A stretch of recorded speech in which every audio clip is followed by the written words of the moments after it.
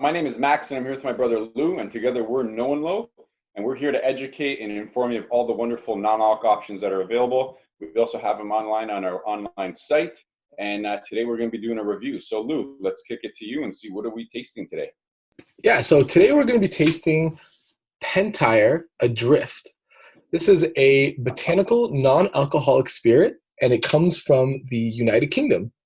And the name Pentire is actually from the region where the founder of this company is from.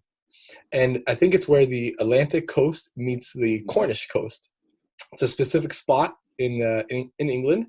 From what I'm aware of, the place that they're actually directly from is called Port Isaac. I've never been to England before. I don't know much about England. I've heard it's gorgeous. I heard it's beautiful. But the very cool thing, when they say botanical non-alcoholic spirit, it means that they're using the botanicals from their homeland. So that could be the Pentire plant blend that they're talking about, or the Cornish sea salt, which they describe right on the label. By the way, the label is gorgeous. Very, very I love it. So, yep. So today we're going to be trying this. Another really interesting fact about this was Gordon Ramsay actually mentioned this on his Instagram story, and he said it's the best non-alcoholic spirit he's ever tried. So that was a really cool shout out from Gordon Ramsay himself, one of the best chefs in the world. So very, very interesting. All right, so we're going to go ahead and start to taste this neat. That's just on its own. Again, it's not intended for that purpose, so we're just doing that just to get an idea of what the flavor characteristics are and like the aromas. So let's go ahead and pour an ounce here. Yeah, so like Max said, mostly spirits are never made to drink on their own. Pentire is same thing, not meant to be sipped neat. We just do it to really understand the flavors and the smell and the taste profile. But and you guys could do it as well at home when you guys get the bottle. But remember, that's not the intended purpose. It is made to be in cocktails. That's the whole purpose, and that's where it performs, and that's where it shines, and it tastes really good. But feel free to try it and see what you think. But you're never going to be drinking like this. Remember that. So right away we get into the aroma. It's like very potent, Lou. I don't know how you're coming across it, but it's strong. Like it's definitely not hard to smell. As soon as I open the bottle, I get a nice whiff of this, and it's very herbal, like very herbal, citrusy. That's as soon as what I'm getting. What's your feel on it? I think it's funny because if you look on the cap, right on the cap it says distilled. I don't know if you guys can see that, but it says distilled coastal botanicals right on the cap. And right away, I get this like smell of the sea or the ocean, or like, yeah, kind of. It's crazy how they got that flavor in there, that smell. It really reminds you of like a certain experience. And I don't know if it's that Cornish sea salt that they've explained in here, or the rock samphire, which it gives that like mineral smell. But I do get the herbs like you've mentioned. Like I do get a little bit of the sage and whatnot. Definitely like that. You could say there's plant botanicals in there for sure. Yeah, I think it reminds me of being like on a boat in like the coast. It's incredible how it's reminding me of being in like I feel like I'm almost going on a fishing trip on like a big boat or something. I can feel like when you're in the air, you can smell like the salt in the air and the mineral, the rockiness. That's exactly what I'm getting here. So that's really cool how they've been able to put that into a drink like this, because it just makes me remember of that. It's so unique. It's so unique. So you say the boat thing. You know what? I picture like being on the beach, being on the beach, but on like a really rainy day, and the rain and the waves are hitting off the rocks, and there's big boulders. Like that's what I smell. It's crazy to get like this kind of experience just from a smell, but it's really nice. It's unique. I think everyone's gonna enjoy the bouquet of this for sure. It's beautiful. Let's taste it. Let's give it a try. Cheers. The bouquet directly transfers right to the taste profile, and you get the same kind of experience, that coastal feeling. You definitely taste the sea salt for me. I get a little bit of like the herbs, like you said, maybe rosemary, sage, but I'm definitely feeling the same vibe all around. and it's nice and dry, which I like. Very complementary to the aromas.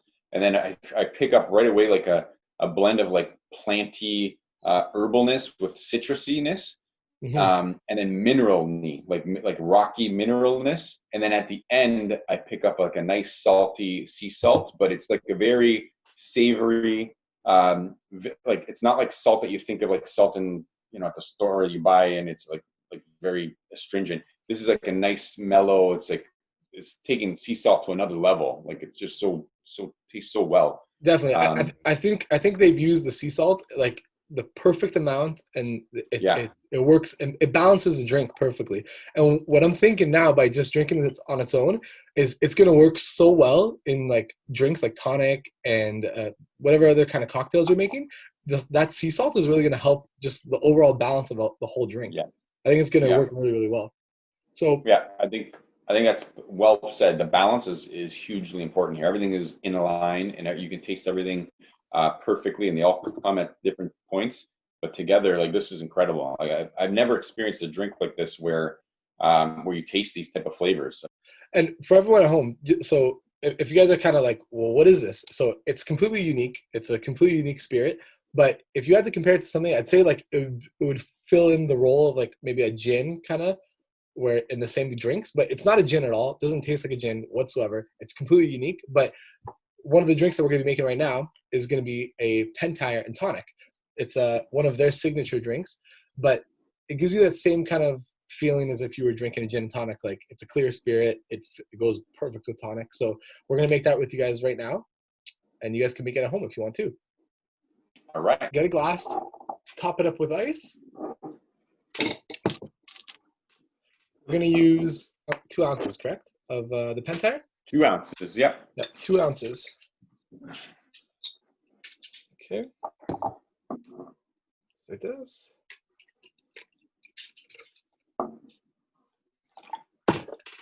Ah, it smells so good. It smells great. Now, you're going to use 150 milliliters of tonic, which I think is 5 ounces of tonic water. We suggest using a premium tonic. Like Max has got Figure Tree over there. I have Schweppes. Now, when you're using this, you don't want to go over 5 ounces. Basically, 5 ounces or less. If you go too much, you might dilute the Pentire a little bit too much, and then you won't taste those flavors, and you won't get those smells as strong as they should be. So, yeah, I think that's a huge point, especially when you're talking with non-alcoholic drinks in general. The chemistry of putting the right balance of the mixer and the actual base is really important for the whole overall experience. So that's why we're notating it here. Perfect. So I think mine is just, I probably got like a full 4 ounces in there. For garnish, I'm going to use the rosemary that they suggested right on the bottle. If you don't have rosemary, you could also use maybe like a sage leaf. Max has got a lime. You could do a lime. Or even a lemon would probably be fine. So I'm just going to wake this rosemary up a little bit and stick it right in there. So the rosemary looks gorgeous in the drink. That's how my drink looks there. That does look gorgeous. And, oh man. That's another thing. Give it a little stir. So, Max, you don't have the rosemary, but it complements the smell like amazing, because the rosemary is like, it's pretty potent. It goes really well. I can imagine it. I wish I had. All my rosemary died, so it sucks. I got to get a new plant. But oh wow, yeah, it smells nice. I think that tonic water really gives it some livelihood. It sparkles it up a bit. I can smell it just in the aroma. Mm-hmm. But if you're ready, let's give this a try. Cheers. Let's do it. Cheers. Oh wow, yeah, that works so well together. This and the tonic, the Pentire and Tonic, is such a great. Such a great combination. It's a nice dry drink. It's really, really dry. It's the same thing. The overall essence of this drink is this coastal vibe, this coastal feeling, and it really just comes through with the tonic water as well. It's got a really nice dryness. Like, my tongue is like.